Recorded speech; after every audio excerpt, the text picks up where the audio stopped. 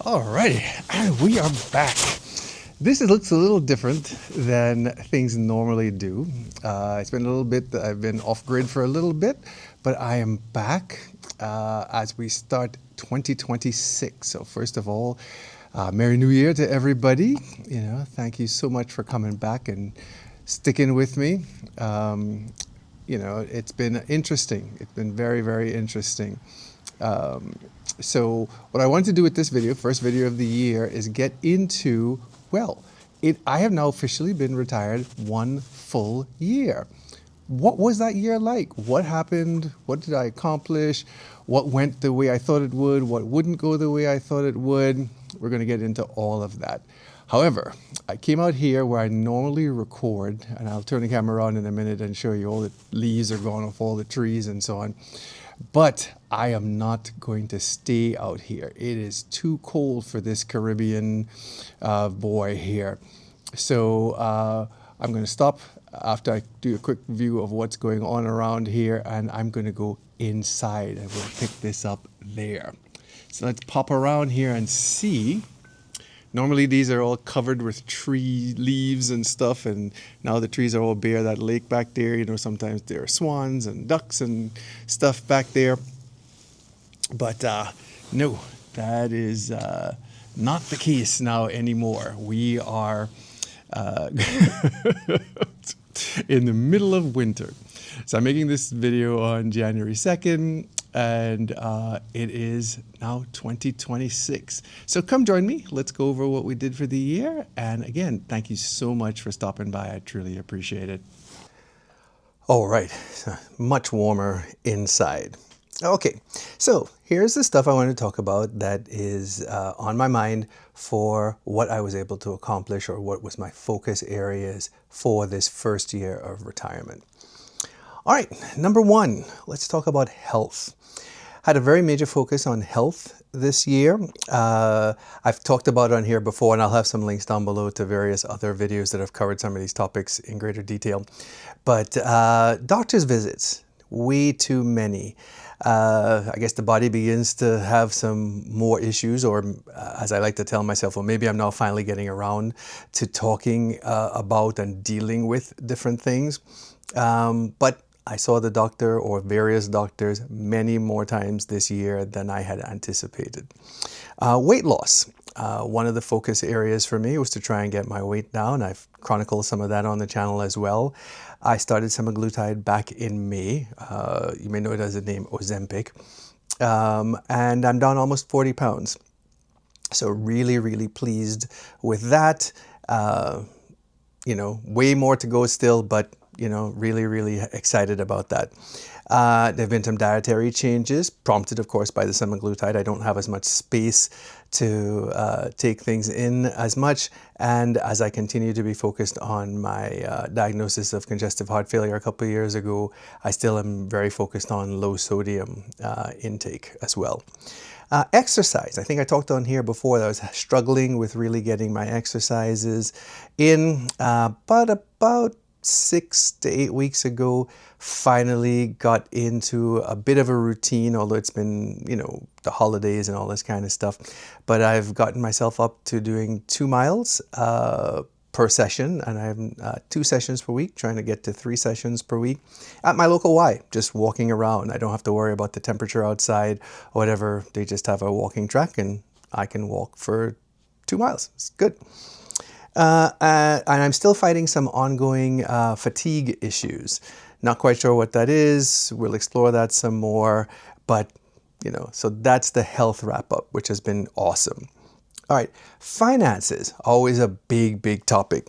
So one of the things that we discovered is up through October, I thought, oh, we're kind of on track. We had some additional expenses we didn't anticipate, but we're on track. But as we came to the end of December, I had to admit that, yes, we spent more than we planned to. Now, since we'd never been retired before, we had to make some guesses as to what things would cost, what expenses we would have, and so on. And our guess was off. Not by a ton, but it was off. We're in a better shape to make an estimate for 2026 now, but that is something that I've definitely been keeping an eye on.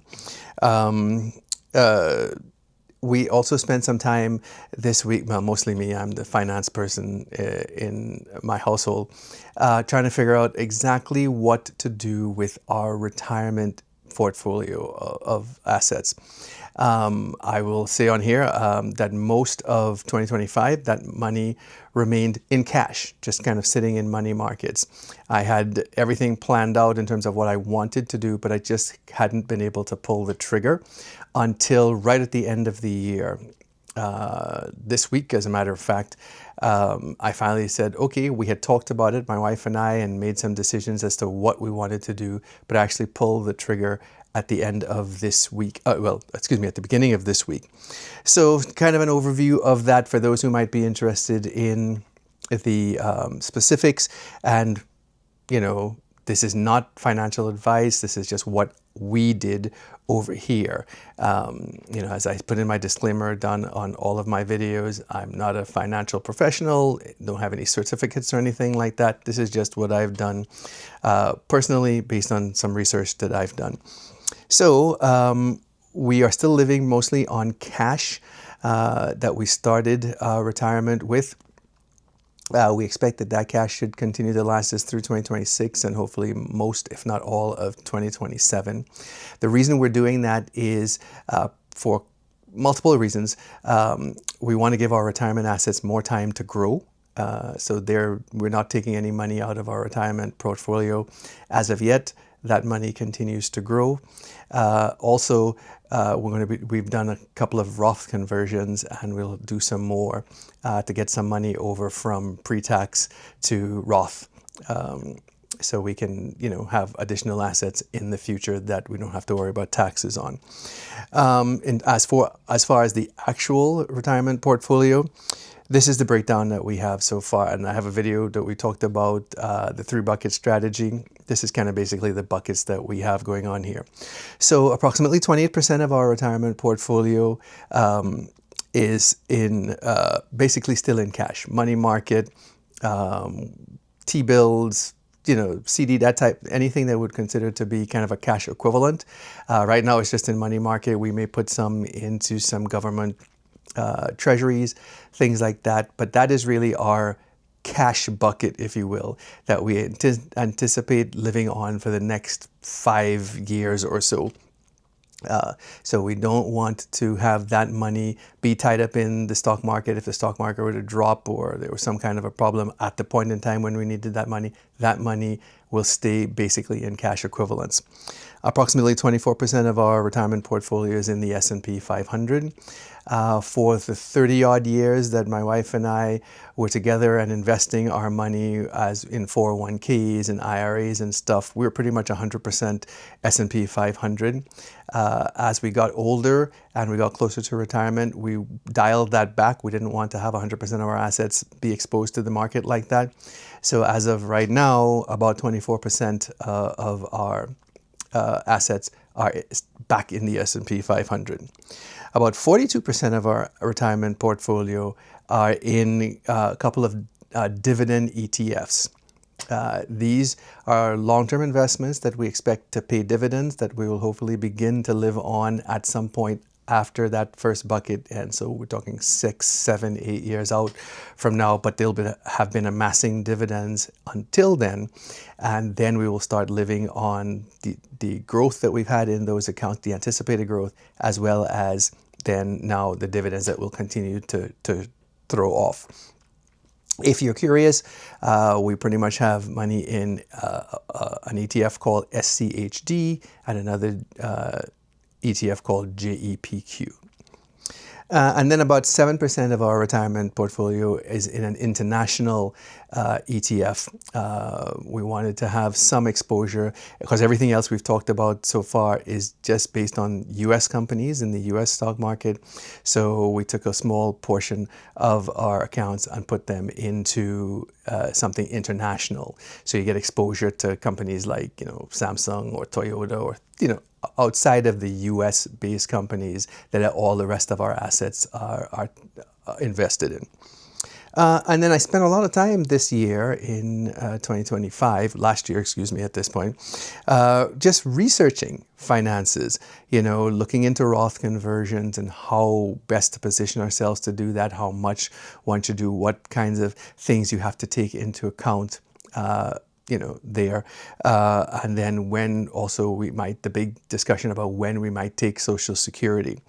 I think I've said on here before, I am 60 years old now as of my last birthday, so I'm not yet eligible for Social Security, but my wife is 65 as of her last birthday, so she could take Social Security, but we're delaying that for a while now.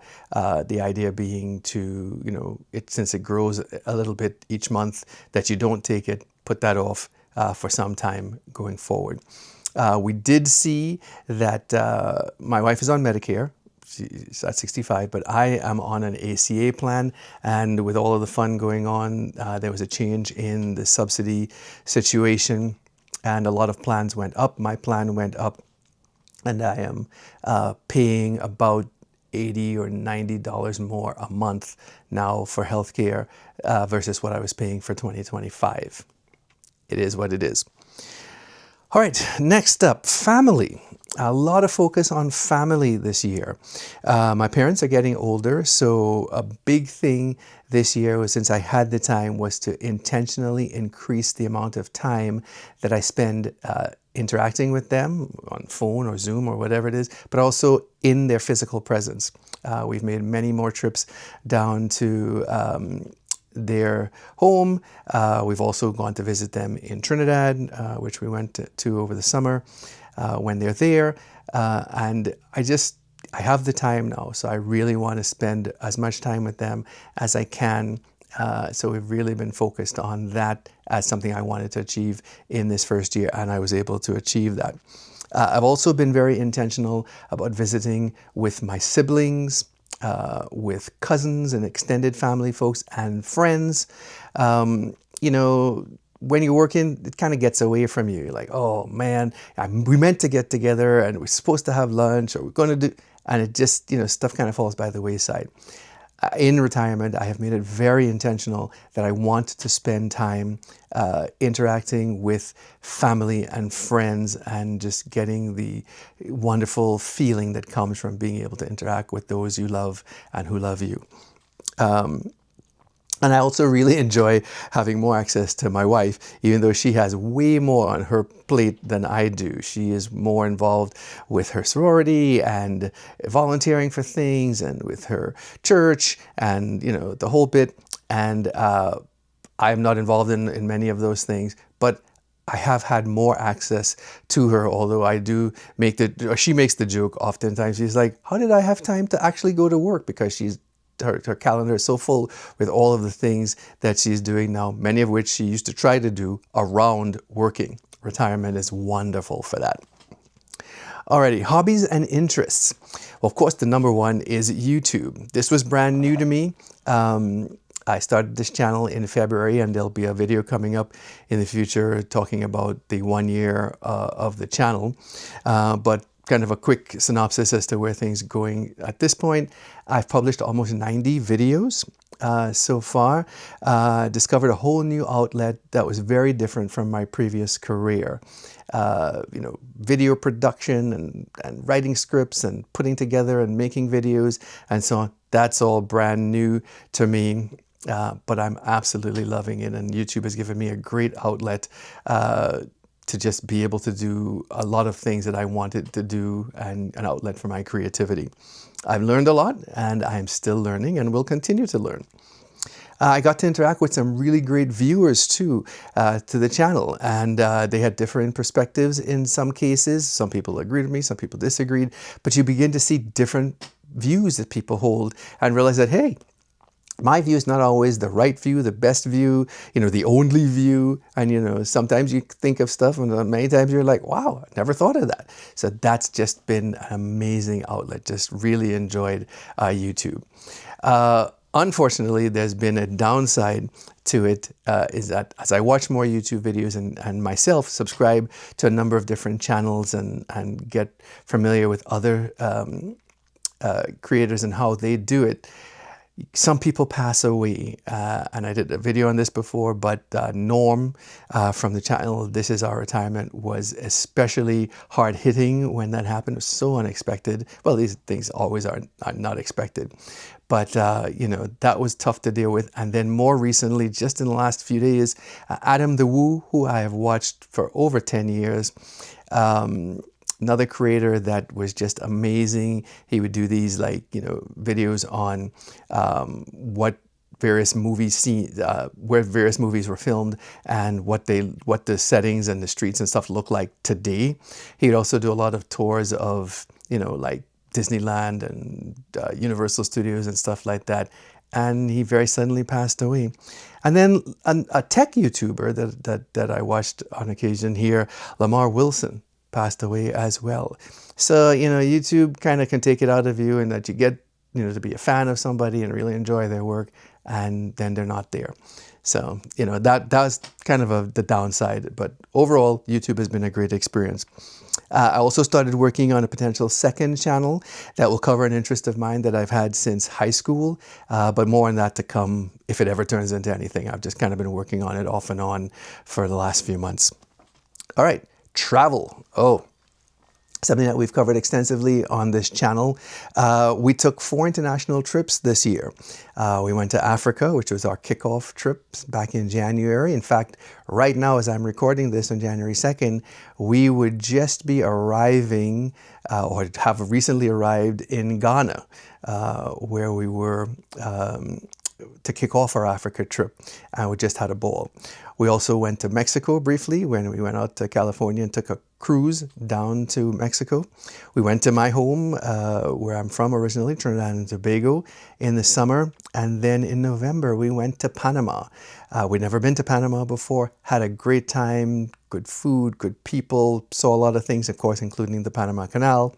And we've got some stuff lined up for 2026, and looking forward to it as well. Did not do a lot of traveling before retiring, but now we've got the time. Boom, getting out there and doing it. We learned a ton, and we had many new experiences. Saw things we'd never seen before, had experiences we've never had before, you know, just had the joy of being in a place like I've never been here before. And I may never go back there again, but wow, this is just amazing that I got to be here. It was absolutely awesome to finally get, after decades of dreaming about going to Africa, to finally get there, to touch down, to see multiple places. In the other videos you see, we went to Ghana, we went to South Africa, both to Johannesburg and to Cape Town. And while in South Africa, we were able to go on a safari in Kruger National Park. We had a ball, absolutely a phenomenal time. Very much want to go back at some point, maybe go to some other places like Rwanda or Tanzania or Nigeria, Kenya. But, you know, that's probably a 5 to 10 year out plan, but hopefully we'll get back there again. We got to use various dashes of points and miles, and I've had some videos talking about how we were able to leverage using some points and miles to help pay for airfare, hotels, rentals, etc. And that was really cool because we'd been spending a lot of time amassing these points with the idea that at some point we would use them for travel and retirement. Boom, now was the time. We were able to get out there and do some serious traveling and utilize those to help reduce the outlay, the cash outlay, as we try to conserve cash in retirement. All right, a little bit about post-career life. I miss my old team and various colleagues from my job. That has been a little bit hard to deal with. You know, some people have reached out. I've reached out to some people. We've had a few little interactions and so on, but it's not the same. You know, these folks that you talked to every day, you know, and certainly every week. And now they're just not in your life on a regular basis anymore. You send a text message or a, you know, email or something here and there, but, you know, they're not there the way that they were before. And nothing bad on that. I'm just saying it's life. You know, I'm retired now. They're still doing their thing. And I am sitting here and saying, well, you know, you got to find something else to do. You can't be bothering people all the time. But it is something that was the pill, the bitter pill, if you will, of retirement to a degree. I do, however, love not waking up to an alarm and having my life be whatever I want it to be.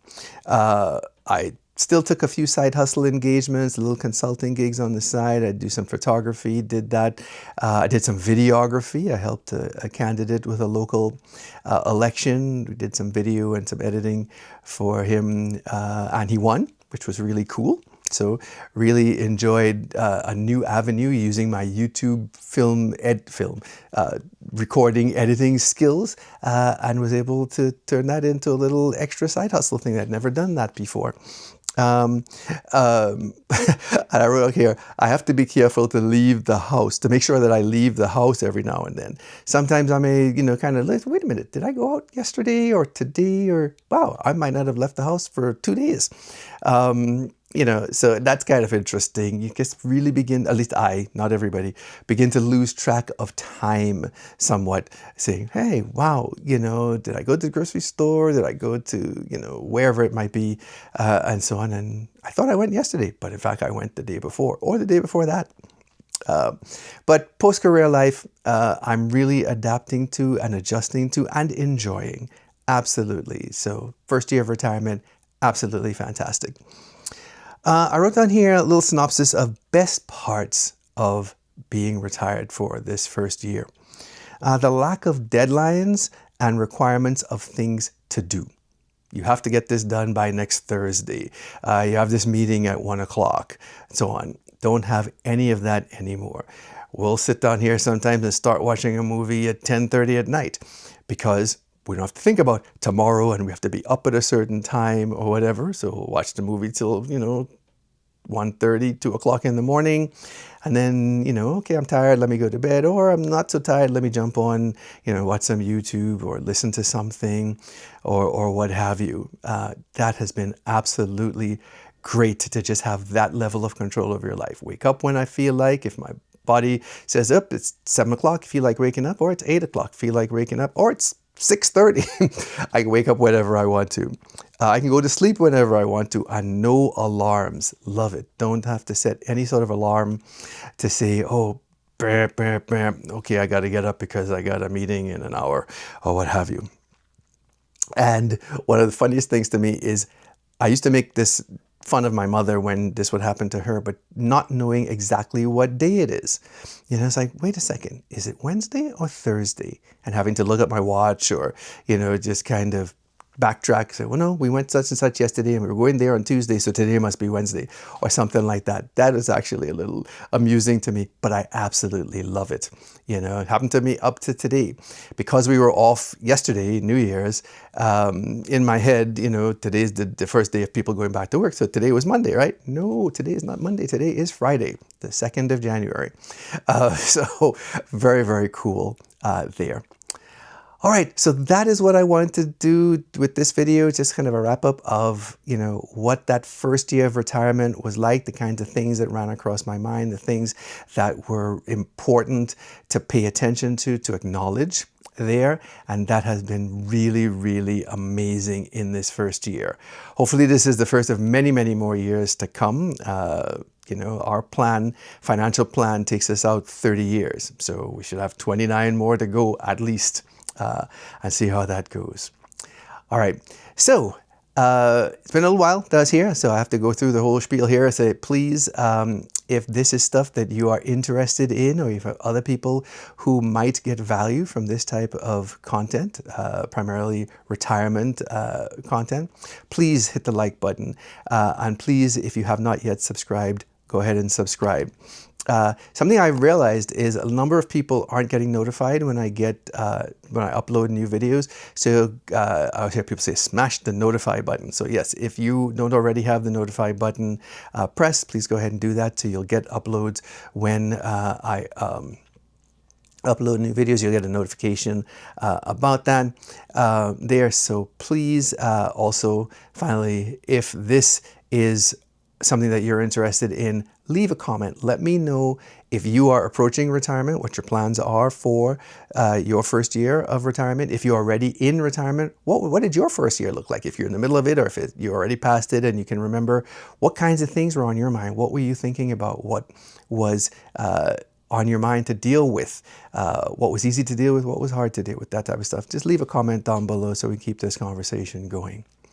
All right, I think that is it. Thank you so much. As always, truly appreciate your stopping by. Look forward to seeing you in the next one. And as always, in a later times.